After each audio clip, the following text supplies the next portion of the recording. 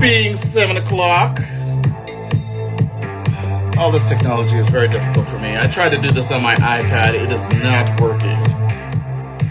Hello, everyone coming in. Hello, hello. I now have to look at my phone, which is the tiniest phone. It is an iPhone 13, and it is a tiny, tiny ass phone. I'm trying to do it on my iPad. Why can't I do it on my iPad?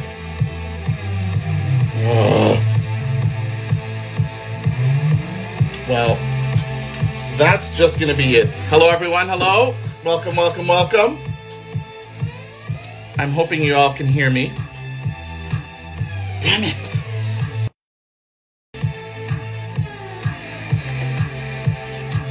Can we hear me now? Hello, everyone. Hello. Thank you, Lucas. Can you all hear me? Let me know if you could hear me and that everything is okay. Excellent. Thank you, Paul. I hope everyone's having a good Sunday. And you have a good weekend. Here in Toronto, it's been a mixed emotions of weather. We had rain, we had sun, we have humidity. Just pick something.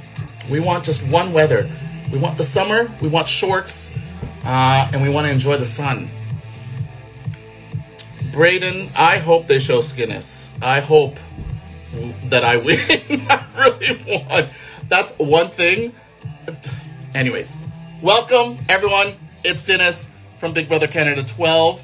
I was the third evicted person, and upon reflecting on the episodes and watching them, apparently I was target numero uno since day one, being the eldest. Apparently being the eldest, you have your own mind, according to the All-Stars. And there was a hot chocolate alliance that I did not know about. But if I think back, the girls were always talking about wanting hot chocolate. Like, oh, I really want some hot chocolate. Let's go for some hot chocolate. I'm like, why are they drinking so much hot chocolate? It's insane. I should have clued in. But welcome, everyone. Dinis, Big Brother Canada 12, third evicted person. And it was a treat to come out to a lot, like an overwhelming amount of love and support from the fans. It's very weird. I've been a fan for over 20 years. I've been watching Big Brother. And it's weird to be on this side of the show, being someone in it and receiving all this love. It is crazy. You guys are all crazy and wonderful, and I love every single moment of it. I wish I could interact with every single one of you. It is overwhelming, but in a very positive way. And I'm waving to everyone who's joining us now. Hello, everyone, and hello, everyone. How many people already? Oh, we have a good amount of people. I'm encouraging everyone to ask some questions. I have some to answer right off the bat that people put in beforehand. I do want to recognize something right now. Today is Red Dress Day. It is a national day of awareness, bringing attention to the crisis of murdered and missing Indigenous women, girls, and two-spirited peoples. So that's why I'm wearing this. If you check out my Instagram post, you can find out where you can get this, and they support other instances as well. Please check that out. All right. Let's get to a question. We'll start with a fun question. In this AMA, Ask Me Almost Anything. Someone was asking about wearing slippers and sandals in the house.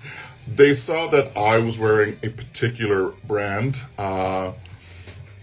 It was a beautiful brand. And they were asking why people were not stepping up in their outfit game.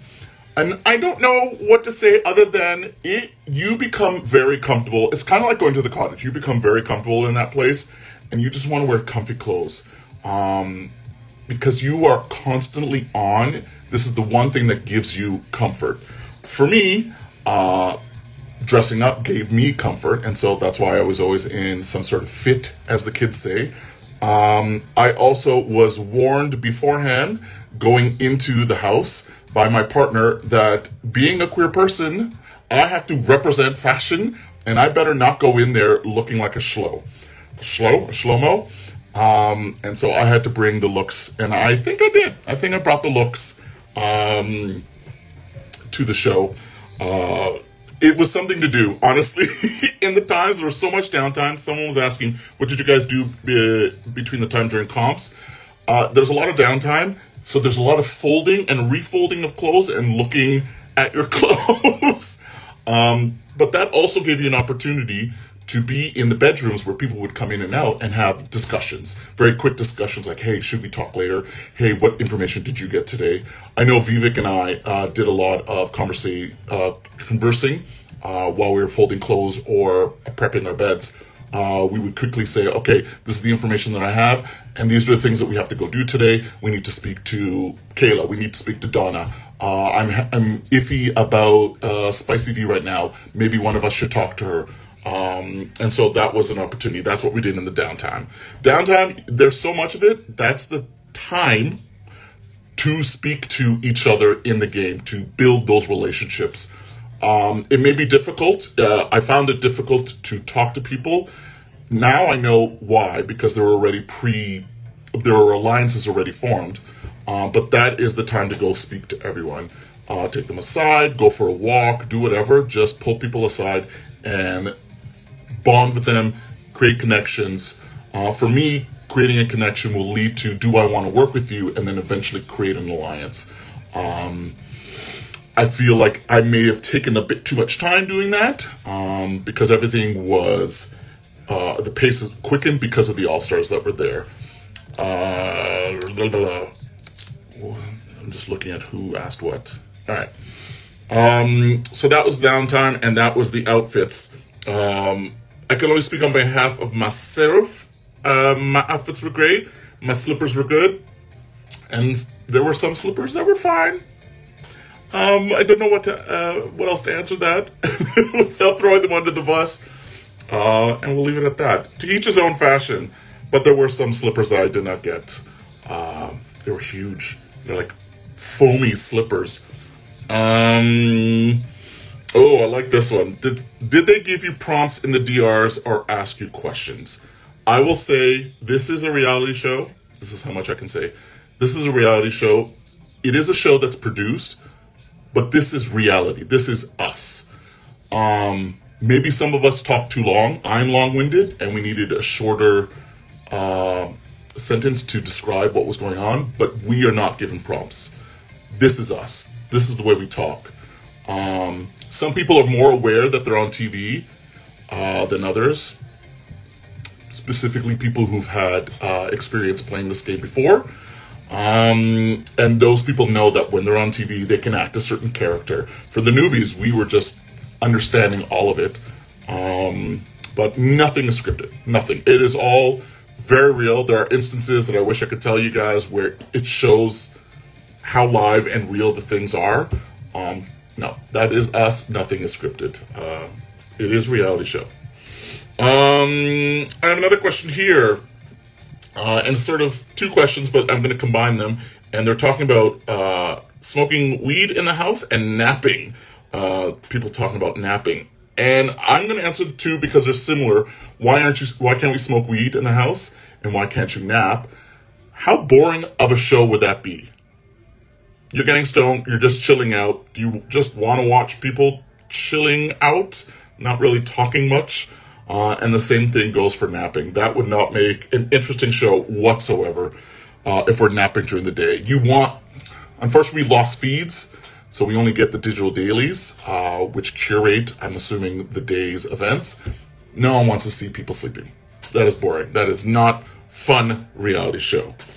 So those are the two questions, weed and napping. Not for a fun show, because people are going to be too chill. I like this question that came. Is it harder for people over 40 to play in this game? And that was a big thought in my head. I know that I stay fit, relatively fit. I work out, I watch my health, and what I eat. So physically, it wasn't that difficult. Of course, you're of an age. You're going to hurt more the next day. There's some things that you can't do. But I was good physically. And the competitions were not that difficult for me to participate in. Stuff that I wouldn't normally do day to day, but that's also the exciting part of it. Like, can I test myself physically? Go in there and do these competitions that I'm not really used to. And, just pushing my body, and I was able to succeed. So that's always a good thing for people over the age of 40. The other thing was pop culture. I was afraid that being a man of a certain age, I couldn't relate to anyone that was younger with regards to pop culture. And that didn't really come up too much. There were a lot of movies that we all could relate to, like tentpoles of movies, Back to the Future, like those sort of Jurassic Park movies that everyone has watched, everyone's experienced, and you could draw upon that. Titanic, things of that way, things of that sort. So it was easy to connect to people through pop culture. What I found difficult was, I did find difficulty in being a man of a certain age, talking to younger people. I didn't think they wanted to hang out with me so much. And I don't know if that was because I am 48 and I acted, not immaturely, but very youthful. I was having a lot of fun in there, and that sort of put people off. I don't know. But all I can say about being over 40 is you just have to work maybe a little bit harder. It shouldn't be a consideration. It really, really isn't unless you let it happen to yourself. I come from a generation where you go and speak to your elders. I know this is very antiquated, but you go speak to your elders, you go to them, and this was a form of respect. And I kind of expected that as well in the house, for people to come up to me because I was older. But it wasn't a big deal. It just threw me off. And so I just had to readjust and make sure that I was going in and talking to people. This is the thing that we're all going through at the same time. So that's always a touchstone for all of us to talk about. Hey, isn't this weird? What are you experiencing? And we can always talk about feelings. How are you feeling today? How do you feel about this person? I mean, we all have feelings. Feelings is universal. And that's one thing that we could all touch upon. About being over 40, unless you make it a big deal, it won't be. It really won't be. Anyone could be physically not able to do certain aspects. Like, there's a lot of stuff that Anthony himself can't do just because of his size. So being over 40 and the physicality, I don't think is a big deal. Anyone can do it. I mean, Karen was 53 when she did it. Yeah, girl, you do it. The oldest woman to play Big Brother, and I am the eldest male to ever play Big Brother, and I'm going to keep that hopefully for a very long time. That little stat. Here's a new question: did you shop for BBCAN wardrobe before going in, or were the outfits that you already had? 99% of the outfits that I wore were already stuff that I had. I did go in to shop for some socks and underwear because I wanted clean undergarments to go in. And there may have been a mesh shirt and leopard print pants that you saw me on my eviction night that I got 2 weeks before I went into the house. But yeah, it was all my beautiful clothes with just a little bit of extra. All right. Here's a question. Who would I want to be with in the final two? And this question is difficult to answer because I don't know how to answer. If I should answer from Dinis, week 3 Dinis, or me that I've seen all the shows so far. So I'm going to answer with I've seen the shows, all the shows so far. And for now, if I want to win Big Brother in the final 2, me, Dinis, I would go against Lexus. because I know I would win against her. Against Todd's done some stuff where he could possibly get votes. He would be the second person I'd be up against. It definitely wouldn't be Bailey, and it definitely wouldn't be Anthony. Their resumes are too good to win against. So for me personally, if I was in there with those four, I would love to go up against Lexus or Todd, knowing that I would get the votes from jury. Would you have kept the same hair color throughout the entire show run? 100% yes. There wasn't many opportunities to re-dye my hair any other color, so it had to be blue. It had to continuously be blue. Okay. What season made me fall in love with Big Brother? I like this question a lot. And unfortunately, it's going to be Big Brother US. I was introduced to Big Brother 5 many years ago, over 20 years ago. And off the first episode, I fell in love with Big Brother. This was a crazy show where people who didn't know each other had to compete against each other and with each other. That to me is craziness. I've always compared Big Brother to a networking party that you can never leave. You're constantly on. You're constantly mingling. You can never escape. To just decompress, you're always on. So that being said, I fell in love with just the dynamics and how people can continue with their social battery for that amount of time, like 70 days in Canada and up to 90 days in the States. But the one that made me absolutely fall in love, so I watched 5, went back and watched 4, 3, 2, not 1, because 1 is a weird one in the US. But number 6 in the US made me fall in love. There were just characters in there, you all know who they are, that were so memorable. They were having fun too, even though there was a split house. Loved the dynamic of the split house because you didn't know who was ever in power. It was never a steamroll. But just the characters and the interplay, and even though if they were bitchy, there was always an underlying current of humor. With all of it. They knew they were having a good time. They knew this was an experience. They didn't even know how to handle it. It was very unique and very new.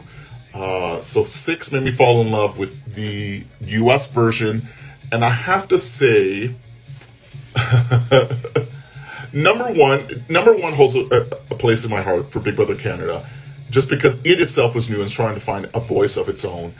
That effed up twist at the end where there was a wrong vote, and just people figuring out what Big Brother Canada was. It's changed since number 1 to now. It's a completely different game, but number 1 holds a special place in my heart. Number 3 was good, strong strategic characters, gamers. Number 5 was good and introduced all-stars and newbies. A better division, in my opinion. And it just showed people's strengths. It showed what can happen in your second time around, how you can improve the game. And then, of course, number 12.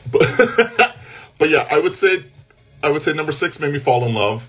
And then 1, 5, and the ones that I mentioned just solidified that love for the game. It's so weird, guys. Being a fan and just watching every single episode.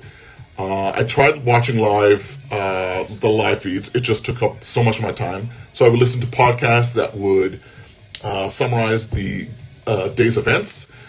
Every day, listening to that. Reading on Reddit for the past 3 years. Just swallowing up as much information. Even bought Dan's book. I even listened to some of his podcasts about it.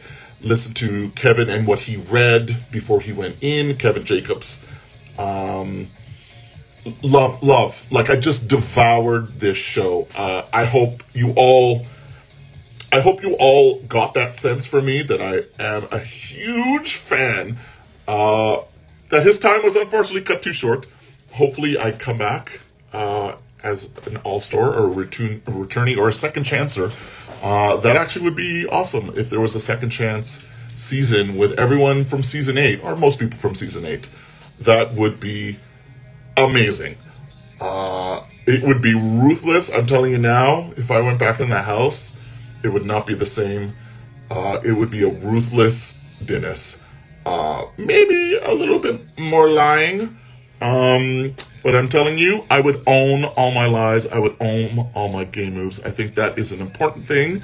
If you don't own your game moves, the jury won't respect you. Fans won't respect you.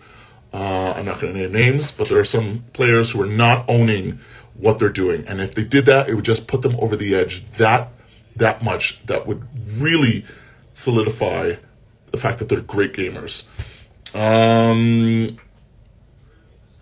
Let's see here. How do you feel that you are one of the most liked players in the season, and do you think you will be an all-star in a new season? I answered this at the top. It is weird as a fan to have all this love, because really, I am a fan. I'm still watching. It's so weird to see me on TV because I watch me, but as a fan. Like, oh, what is that guy doing? I have some critiques for myself, of course, but I'm just a fan. It was overwhelming, guys. It kind of made it a little bit better, being third one out, to come out to all this love. It really cushioned the blow. I didn't have to seek so much therapy because I have received so much love, and I really appreciate it from all of you guys. It made this whole experience worthwhile. Yeah, that love. Thank you very much. And I think people were in, and up. Yeah. All right. Next question. Oh, and of course I would do an all-star season, but I would love for them to do a second chance season. Not necessarily an all-stars. We're all all-stars, but a second chance season for those who may have left pre-jury. And like I said, season 8, I want some of those people to come back. I think they deserve it. They really do. They got, like the rest of us in the world, we got effed up with COVID, and I think they should come back. Ooh, I like what this person said. Awake, right? Your biggest strength was always your biggest weakness, having too much knowledge. I tried to go in there and not showcase how much of a fan I was, but that was so hard because there were so many other fans in there, and once we started talking, like our enthusiasm and our joy about this game would just overwhelm and would just overtake us, and then we would just keep talking and then realize, oh shit, they now know I'm a fan. And I would try and brush up like, oh yeah, I haven't seen these seasons. I've seen, highlights on YouTube to brush it off. But no, Janine was one that clocked it. Tola, I clocked as well. Anthony clocked it right off the bat. Yeah, you just can't help it. You're in the game finally. You just are so excited. For anyone who goes in there, and if you're a fan, go in there and don't react. Don't do anything. Your game starts even before you get into the house, but as soon as those doors open and you're in there, you are playing. Be a character, whatever you need to do, you are playing as soon as those doors open. What else? Oh, I like this one. Who is the nicest person in the house? The nicest person in the house was Kayla. Kayla was nice. She had a little trouble at the beginning fitting in and just getting in check with her emotions, but she was the nicest person. Well-rounded. That girl, when she picked up ping pong ball in like 5 minutes. That girl, she could get anything right the first time she did it. She was the nicest person, I have to say. All right, Gina Power. Excited for the finale. Do you have any questions for the players? I'm excited. For me, it will be a, what's the word I'm looking for? Conclusion, not a conclusion. To finish off my emotions. What's the word I'm looking for? Damn it. I always forget this word. But just my entire experience, I feel like it was cut short. So I didn't have that closure. Finale will give me closure. Being up on that stage, wearing a nice outfit, and just seeing everyone and knowing who the winner is and being in that moment I think will give me the closure that I need. So I am really looking forward to finale. Those house guests don't know what they're coming out to. I hope they come out to a lot of love and support for this season. This season has been crazy. These blindsides, this backstabbing, this ruthlessness has been crazy. I'm sure you all have loved that in a certain way. You loved hate, but you had feelings towards it. And I think any sort of reaction to a project like this is a good thing. I mean, bad press is good press. No press is bad press, whatever that saying is. So all the reactions to the season have been great. I love it too. There are weeks that I'm angry. There are weeks that I'm overjoyed with the season. You can't really call it a steamroll. There have been opportunities. There have been instances. It's been a good season. All right, let me see what's in this list that I have here. Who is most likely to get jury votes and who is least likely to get jury votes? I'm assuming with the 4 that are left. This, in my opinion, depends on Spicy and what she does in that house. So I put it out to you guys. Do you think Spicy will sour the jury? Will she go in there and change people's minds? Will she bring truth to Anthony's game and her game? If that's the case, this question will be difficult to answer. So I'm going to remove that variable. Let's say Spicy does not go in and talk about the game. Least likely to get jury votes, unfortunately, is Lexus. The people that are in there are gamers, and they want to see people who play the game. Now, there's a couple of types of playing the game. Winning comps, and then the social aspect of it. Lexus has won comps, but I don't think she's navigated herself well through the season, keeping herself safe, but she hasn't been part of any strong decisions to push forward any sort of narrative in that game. It's unfortunately been other people navigating that. So I don't think she would get jury votes. I think Todd is 50-50. He's done some moves. He's won some comps. The thing that will get him is his inexperience with the game. I think people will hold that against him, that he didn't know what he was doing and he was asking a lot of questions of the house guests and what to do. I mean, there have been other examples of people who didn't know what to do, or who didn't know the game and were able to play well. Anthony being one of them, adapted very quickly. Todd, I know since day one, was all about observing and not saying much.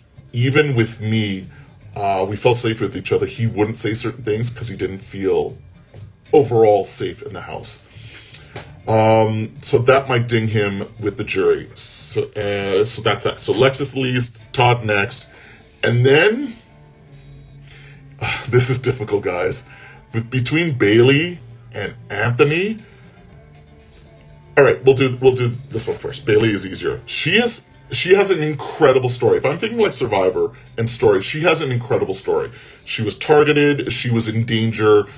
The first couple of weeks in danger.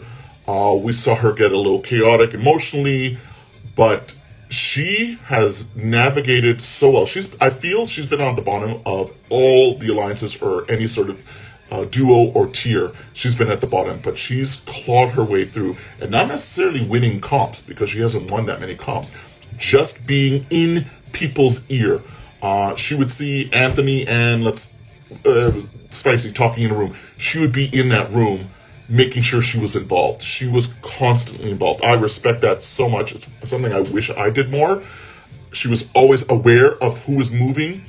Oh, if that's a person going there, I need to go talk to them. They can't be alone speaking to the person in power, whoever was HOH. I need to be involved in that. So she was there. She's pulled out the win when she needed to. We'll see what happens this week, because that will really push her over the edge. She has a really good resume, both game-wise, social-wise, and comp-wise. And she's even navigated those people in power. I think she's had their ear. She's bent their ear to do things for her. And that's good manipulation. And then there's Anthony. I have difficulty with Anthony only because I feel like he's not owning his game. He is a great social manipulator. Not disputing that. With certain people. He couldn't do that with me, and that's why I was gone, and Dawn and Janine. He couldn't do that. But with the majority of the house, he was able to manipulate, plant seeds, give them scripts like that. That is crazy that people feel so comfortable with him that they allow their game to be dictated. Tell me what to do. I'll go into a room with this script. So I give him props for that. That is amazing. I don't know how many comps he could have won. He mentions that he throws a lot of comps. I'm not sure. I don't really know. Something to ask him. Did he need to do that?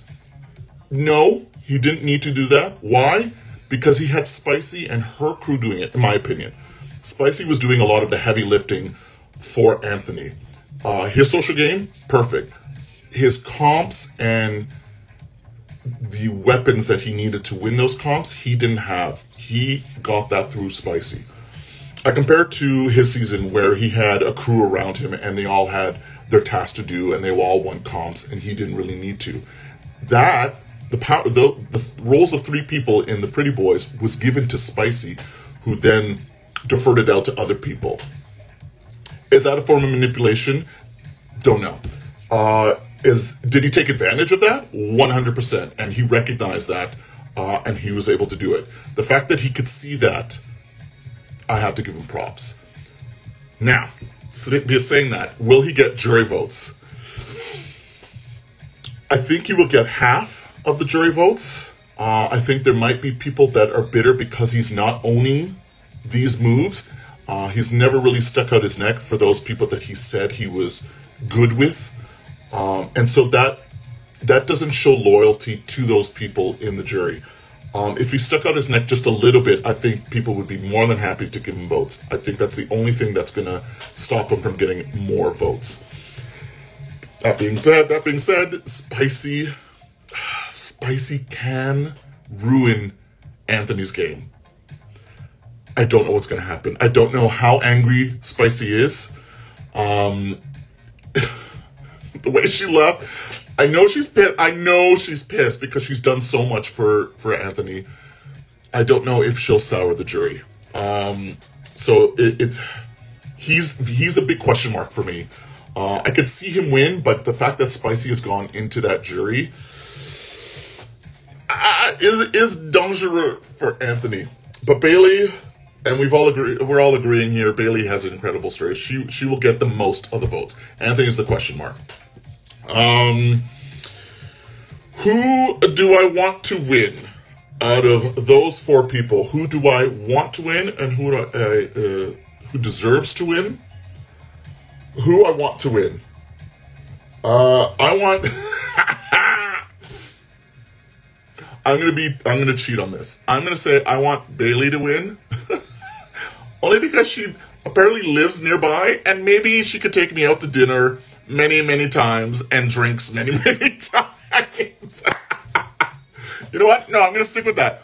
I want Bailey to win so I can mooch off of those winnings and get some tequila shots for free at a bar nearby. Everyone deserves to win. This is a very tricky question. Deserves to win. What's the context here? And I think I explained that with the jury votes on how each person, the final 4, have played. We all deserve to win. That's up to the jury to decide what kind of season this was. If it was a comp season, if it was a social manipulation season. That's what the jury's for. For me, I am unfortunately a little still too bitter and angry with me leaving 3rd week that I can't give you an unbiased opinion on that one. Unfortunately. Yeah, I hope that wasn't too much of a cop-out.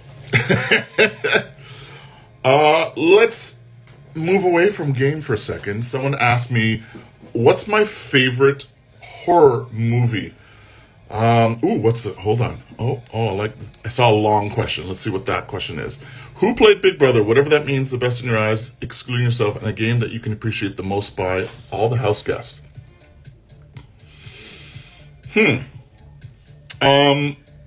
Without naming names, I'm going to say whoever was active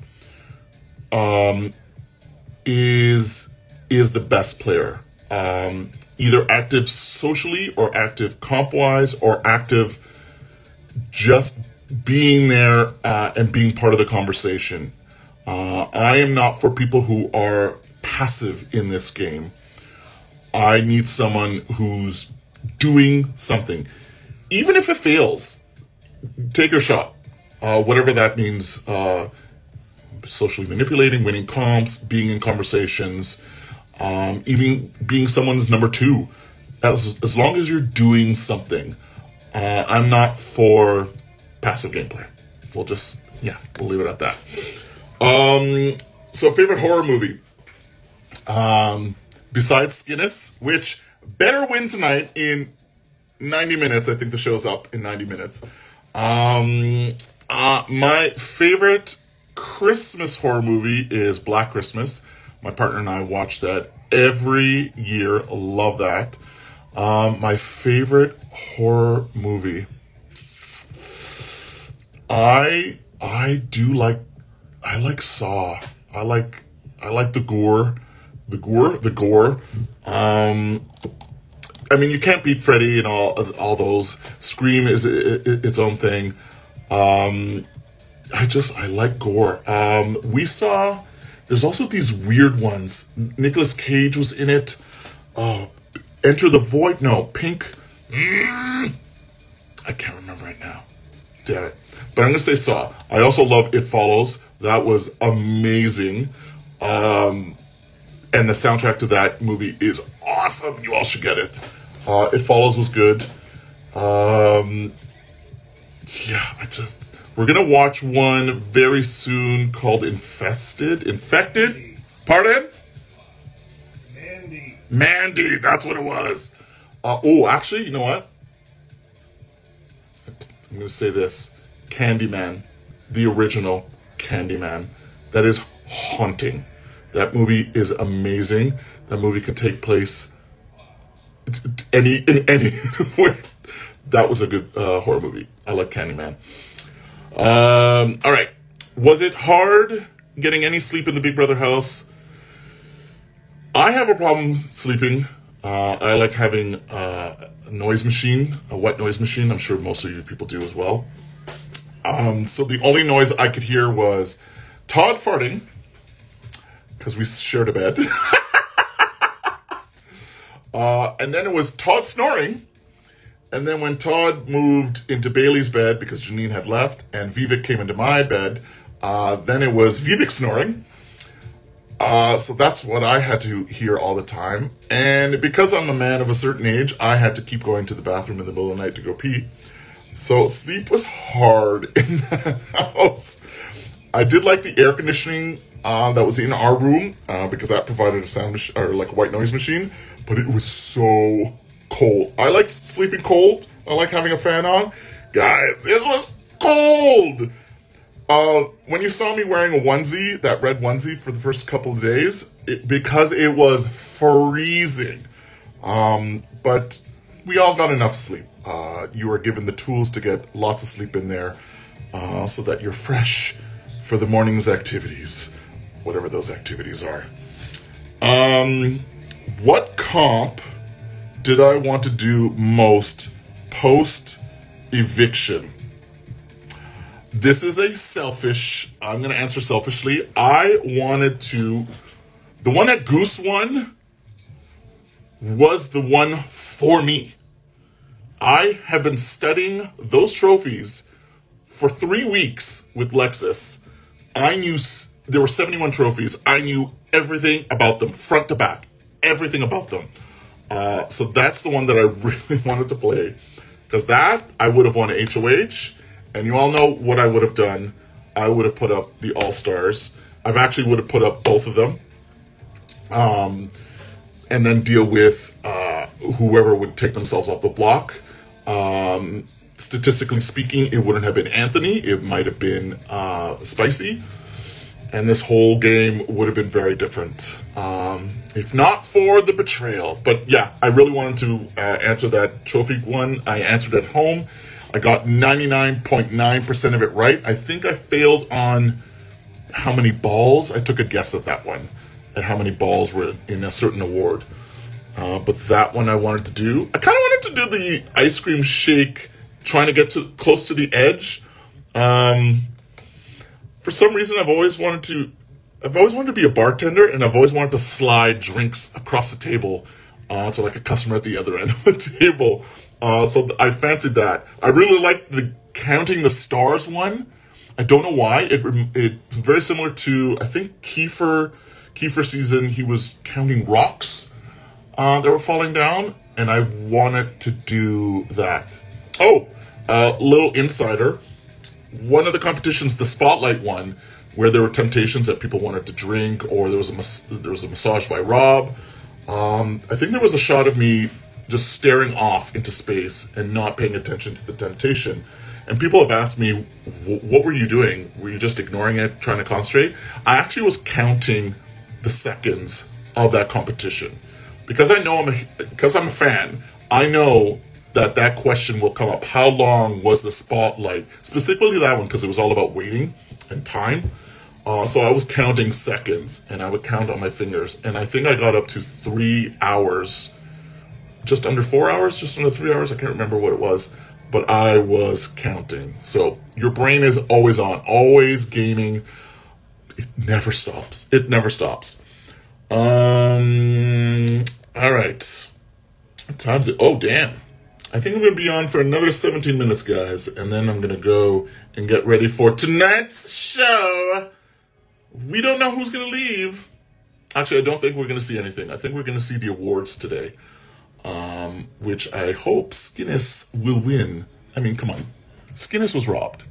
I mean, he was robbed of his skin, but he was robbed of an award. And maybe there'll be a music video with Skinnis. That would be amazing. Cool Bean, who did you become closest in the house, and who do you wish you got to know better of all the house guests? I mean, that answer is easy. I got closest to Vivek. We had lots of conversations. There was a 3-hour conversation when he was on the block that I had with him, and we got really close there. And then every night after that, the red bedroom, they would have like this game where they would ask a question every night. Someone was assigned a question, and they would ask everyone that. I didn't really partake in it. I wanted to go to my bed and just go to sleep and just turn off my brain. Vivek would be there as well, and every night we would do improv stories. Like, we would just say, all right, we need a pig in a dress who has to save a town. And then we started creating a story, and then we would just go back and forth, one sentence at a time, creating the story. And I really like that, because I like being actively creative, always engaging that creative side of my brain. That was my social battery being recharged, and I know it helped him too. It took him out of his gaming mode, his software binary 1s and 0 mode. He needed to access that creative mind. So I got really close with Vivek. Todd was my next in line, just because we had just oddball senses of humor. We had this one ongoing, besides the fart bands, we had this ongoing scene between the two of us, where we would adopt this voice and this character. You know, I never loved your mother. She was a horse. She was a horse. I fell in love with a horse, but I never loved your mother. And we would go back and forth with that. I've never told I love you to my dad, except when he made chili. And that was our character back and forth. Who did I want to get? Who do I wish I got to know? I got to know people okay, and I figured out who I'd want to get to know. Tola. We started getting to know each other. I think there was an understanding of each other, that we were gamers. But he just has incredible stories that he would tell me. of these adventures, and his beautiful wife and their wonderful kid. And I wanted to get to know him more. Vivek was able to get to know him on this different level. They share the story of immigrants, and I wanted to get closer to Tola. Yeah, that's one person I would have liked to get closer to. All right. Yes, Tola's backstory is beautiful. What do I do in my free time? What are my hobbies? Well, I don't know if you could see that over there. I am a geek.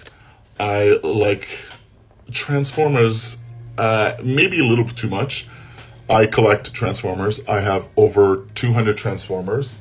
They are everywhere in the house. Like, when I say everywhere, they're everywhere. I have about 40 around me right now. There are about 100 behind me and all through the place that I live. Love collecting Transformers. I am a geek. I enjoy comic books. I try to read Batman. I collected them for a very long time. I had to stop that because I needed to spend more money on Transformers. I enjoy going out. I love going to the movies. Love going to the movies. We just went to the movies Saturday and saw Monkey Man. Everyone should go see that. That is an amazing directorial debut by Dev Patel. Awesome. You might know him from a long time ago, Slumdog Millionaire. Amazing movie. Social message in it. Yeah, very good movie. Love going to movies. And any sort of cultural activity. I know before we went into the house, we went and saw Lucha Libre, wrestling. That was amazing. I've never been to a live wrestling show in Toronto. That was off the chain. Loved it. Love everything horror. So I either participate or go to a lot of horror market sales, market fests, or scare fests.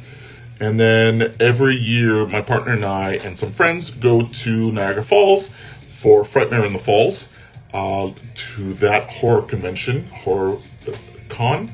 No, fear. Oh my God, Andrew, what's it called? Niagara Falls. It's horror con. I'm bad, guys. I can't remember. But doing that and lots of horror novels. Hopefully, I can translate all that horror into a book. Frightmare. Oh my God. Thank you. Frightmare in the Falls. Sorry, there's a delay. Yeah, every year, Frightmare in the Falls. Love going there. For a bunch of horror people, so happy-go-lucky, full of joy. Even though there's blood and guts and horrific things going around you, I love it. Love it so much. Doing that. Anything exciting in the city, I absolutely am for. We are doing these cultural nights, my partner and I and some friends, where we just go experience different things, different activities that the city provides. I think we're going to be going to Jay from Big Brother Canada Past, Jay Norcott. He's directing a play, and we're going to go see that. Anything that is outside of the box, love it. As much as we can, as much as we can afford in this economy. I mean, that $100,000 would have come in handy. 10 minutes, guys. Pardon? They, not he. They, sorry, Jay.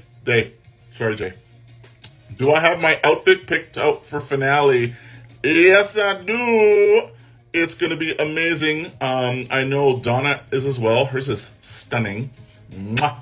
And Janine's outfit is amazing as well. We all collabed or showed each other what we were going to wear. Yeah, definitely have my outfit picked for finale. You know, for the 5 seconds that I'm going to be up on stage. Don't know what's going to happen, guys. I hope it's all a surprise. I do hope, though, y'all going to vote for me for Canada's favorite player. It would be weird for a third evictee to get that. I mean, it usually goes to the East Coast, but I think they've had their time.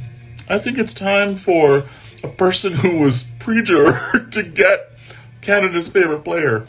I mean, I could use the money. Who can't? But just a little recognition. All right. Give us color. Well, it's a plaid outfit with red accents and maybe a non-traditional lower garment. Yeah, we'll leave it at that. How do we vote? Well, Bears Girl, I hope this week you'll be able to vote online for Canada's favorite player. They'll probably announce it after today's awards show because they'll need the week to get those votes in. Stay tuned, and I'll be posting it on my social medias. You'll see it.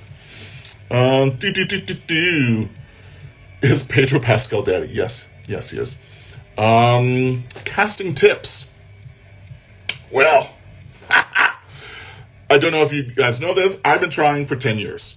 10 years. There's only 1 year I couldn't do it because we just bought a house and I couldn't afford not paying mortgage. And then another year I just didn't want to do it. I wasn't feeling it. But for 10 years I've tried, 10 times. And what I could say is, and I know you're all going to hate it, just be you, just a little bit more.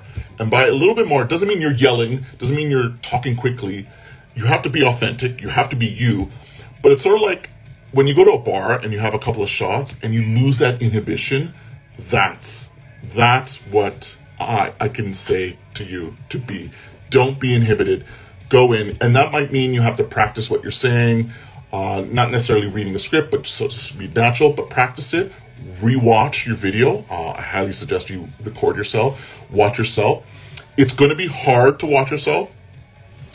This next thing is going to be harder. Have your friends watch it and listen to the criticisms. And that is going to be difficult, but it's different eyes, just to see what you can do, because they know who you are. They see the true, authentic you. So show them that.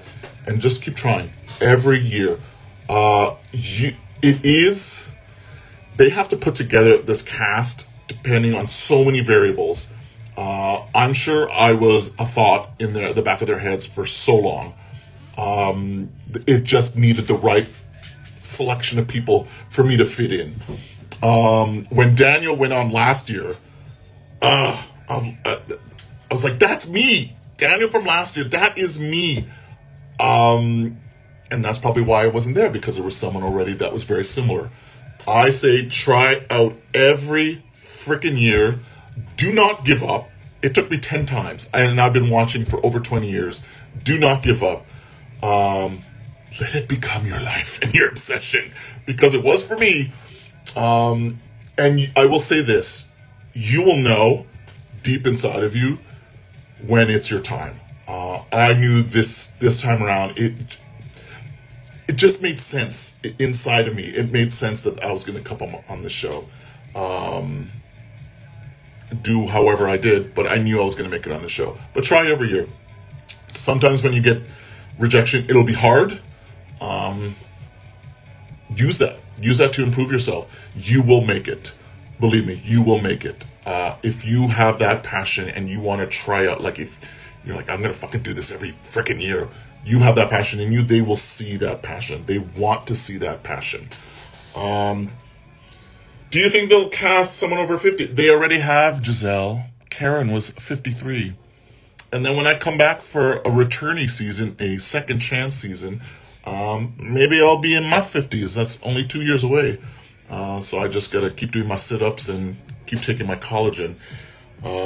Yes, Andrew, golden big brother. That would be, I want everyone to write in, actually. Before we go, I want everyone to go to Arissa's Instagram account and tell her we need a golden big brother, where it's people over the age of 40. And that's all it is, just people over the age of 40. The comps will be fine, but just imagine a group, 14 to 16 people over the age of 40 in this competition. That would be, it will be all strategic. I'm sure hilarity will ensue because we'll be talking about our sore muscles. But that, you'll see some gameplay. Part of the social experience is knowing that a younger house guest won't think objectively, will think subjectively, will think want instant gratification, and will think emotionally. And an older player does not. They think more subjectively, long term, and that would be interesting to see what a long term game in Big Brother would be. Because in my opinion, I feel like it's becoming a little too Survivor, where alliances are too quick and goals are short. I want to see a long-term goal in this game. I think that would be amazing. Again, I want to say thank you to everyone who's joined me today on this AMA. I hope I answered your questions. I hope it was entertaining. I hope you got to know me a little bit more. I hope you see the love that I've had for this show, because it is genuine. I want to say hello to the alumni that I didn't point out that were here. I got a message, but again, my phone is this tiny. I can only see so much. But thank you very much, everyone, for joining us. And when we do have Canada's favorite player, and we have to vote for that, I hope you consider me to be your favorite player. I would appreciate that. Again, I hope you see the love that I have for this game, and I think that's important to be to have for Canada's favorite player. So tonight we're gonna get an award show. Do you all think we're gonna get a little spoiler, like we're gonna get a little bit of information? Because after this we only have 2 more episodes. Are we gonna know what happens to Anthony or someone else? Is he gonna go on the block? I mean, he has to. It's by default. Unless he can convince Lexus to not use the power of veto. Imagine that. That would be crazy. Actually, I kind of would love that. That would be drama. That would be awesome. But speaking of awesome, you guys are awesome. Thank you so much for joining me. I've talked for an hour. I'm shocked that I've talked for an hour. I love this show so much. I will continue watching the show. It will never go away. And I hope that you all see me again. Maybe not on this, maybe traders. Hey traders, I'm available. I'm ready. But guys, thank you. Stay tuned. If you have any more questions, drop them in, and I'll see if I can answer them over the next couple of days.